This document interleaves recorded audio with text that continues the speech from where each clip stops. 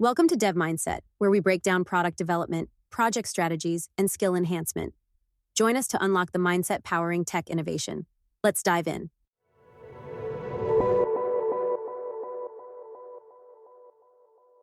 Ever heard of that two pizza team thing? Like, if you need more than two pizzas to feed the group, it's too big to work well. Yeah, classic startup wisdom. Totally. But eventually, companies want to grow past those two pizzas. So how do they keep things running smoothly as the team expands? That's what we're diving into today. We're looking at how one company manages this growth, and they're really intentional about the skills they focus on. I'm intrigued. Are we talking about those internal documents you dug up, the ones of all the behind-the-scenes stuff? You got it. And it's a fascinating look at how they build a successful team. What really struck me is that they don't just rely on rigid processes. They've created a system where everyone actually wants to work well together. They call it a competency matrix. Okay, hold on. Before you go any further, competency matrix sounds a lot like corporate jargon. Oh, I hear you. But I promise this is way more interesting than your typical skills checklist. All right, you've got my attention. What makes their approach so different? They've broken it down into three distinct categories: hards, softs, and acquired skills. It really makes you think beyond the usual ways of evaluating a team. Okay, I'm following so far. Hards being the technical skills, right? Exactly. This is stuff you'd expect, but here's where it gets really interesting. They get incredibly specific with it. Specific how? Give me an example. So we're not just talking proficient in SQL. Think more like optimization of data models for ClickSense applications or procedural extensions with PL/PG SQL. Seriously niche stuff. Wow, they're going deep. It's like they're saying, no room for half knowing something here. You got to be an expert in the exact tools and techniques they use every single day. That's exactly what I thought. So we've established that knowing this hyper-specific tech is the bare minimum. But what about those softs? They seem way more intriguing, like the secret ingredient that makes this team tick. All right, spill the beans. What are these mysterious softs? This is where their philosophy really shines through. They place a huge emphasis on client focus. Because, as they put it, why should the manager always have to swoop in and smooth things over with the client? Every team member should be equipped to handle that. Makes sense. Client-facing skills are crucial no matter what your role is. What else? Systemic thinking is another big one. Forget move fast and break things. These folks are all about understanding how everything connects. They want everyone to grasp the impact of their work on the bigger picture. And of course, teamwork reigns supreme. No surprise there. So it sounds like knowing the technical stuff is basically just the entry fee. To really thrive in this company, you've got to deeply understand your clients and how your role fits into the larger team dynamic. Precisely. And there's one more detail that blew my mind. They assign a designated leader for each CH skill within the company. Wait, a leader for every single skill? Seriously? Yep. It's brilliant when you think about it. It prevents someone from becoming that dreaded single point of failure. Let's say your SQL expert decides to take an extended vacation. Suddenly, everyone else is scrambling, right? But with this system, there's always someone else who's been designated as the go-to person for that particular skill. It's like built-in mentorship at every level. This company's definitely thinking long-term. But how do they actually put this matrix into practice? Because we all know just having a fancy chart on the wall doesn't magically transform a team, right?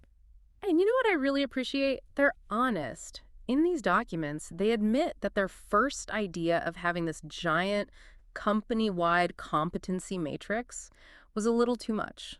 Yeah, it sounds like they learned that over-organizing could backfire. Totally. It's something we've probably all experienced at some point, but honestly, that just makes me trust them more.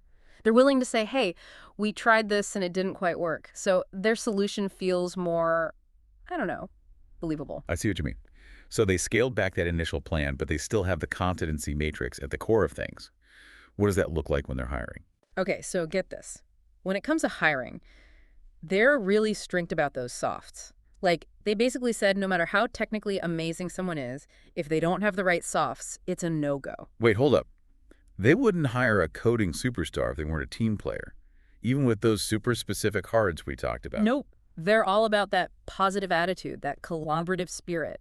Seems like it trumps raw talent in their book. Interesting. So what's their reasoning behind that? Their thinking is, you can teach someone a new programming language, right? You can bring them up to speed on specific software. But changing someone's ingrained behavior, that's a whole different ballgame. Makes sense. It's like the technical stuff, that's teachable, But those core values and personality traits, those are much harder to instill. Exactly. And to take it a step further, they really believe in promoting from within. Whenever possible, they like to give opportunities to their existing employees.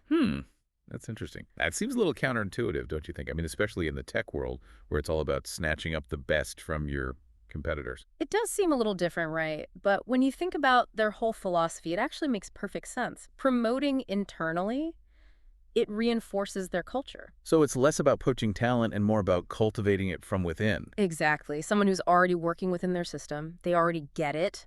They understand the company values, that client-focused approach, the systemic thinking we talked about. It's like a shortcut to maintaining that strong company culture. I like it. It's like they're building a team that's in sync from the inside out. Yeah.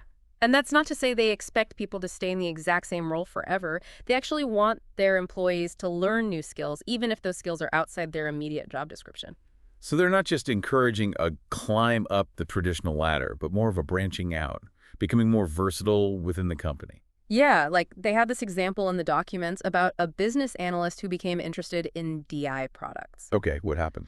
So this person, they were already a business analyst, but they were curious about BI products and they started learning how to build them. The company realized that, wow, this person is now even more valuable. They even used the phrase hybrid roles to describe this kind of approach. So it's not just about moving up, but becoming more valuable by expanding your skill set laterally. That's really cool. And that ties back to those acquired skills we keep coming back to, right? Those company-specific things that make someone truly irreplaceable. Exactly. It's not just about those core hards, but about going deeper, developing knowledge that's unique to this company, to how they do things. So it's like they're creating their own internal talent pool of specialists, people who not only have those broader technical skills, but also get the ins and outs of this particular company. Powerful combination. Absolutely. Think about it. If you're the only one who truly understands their database architecture, or you're the go-to person for navigating all the complexities of their BI platform, that's valuable. You become indispensable. Okay, but let's be real. It's not all perfect just because they have this matrix, right? I mean, they even talk about single points of failure in these documents. That's got to be a concern, right? It definitely makes you think. They're very aware of the potential vulnerabilities that come with having these super specialized roles. Right. Like, what if that one expert in their database architecture suddenly wins the lottery and decides to peace out to a beach somewhere? Exactly. That's a huge disruption. And this competency matrix, it helps them see those potential risks before they become major problems. So it's like a risk assessment tool, but for their internal knowledge base, which is such a smart way to look at it. But okay, they identify the gaps. What do they do about it? That's where it all comes together. This matrix, it's not just about mapping out what everyone already knows. It's about spotting those knowledge gaps and then being smart about professional development. Okay, so let's say they realize a certain programming language is becoming more and more important for their work, but nobody on the team is an expert in it. Yeah. What happens then? That's prime time for cross-training. Instead of just having these generic training programs, they can use the matrix to create personalized growth plans for their team. So the company gets to fill those knowledge gaps, and the employees get to learn new skills. Everyone wins. Precisely. And let's be honest, that kind of targeted development, it's way more motivating than just being told, go take some random online courses. Totally. It's like you can see how your role fits into the bigger picture, and you're learning things that directly benefit you and the company. Now, you got me thinking, you could almost use a simpler version of this for yourself, even if you're not running a tech company. Right. It's a great exercise. Map out the skills you need for a project, then compare that to the skills you or your team currently have. Suddenly, you're thinking strategically about strengths, weaknesses, the whole 9 yards. Exactly. And it reminds us that even though we're looking at one specific company, the ideas here, they're universal. It's about being intentional, valuing your team, and always striving to learn and grow. It's about realizing that a successful team isn't about finding a bunch of lone geniuses.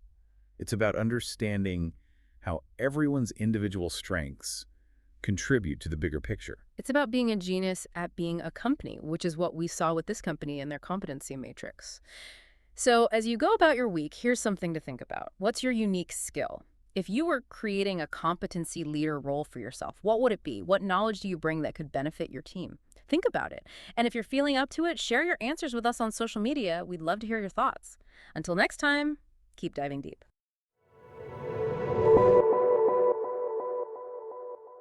That's it for today. Don't forget to subscribe to Dev Mindset for more.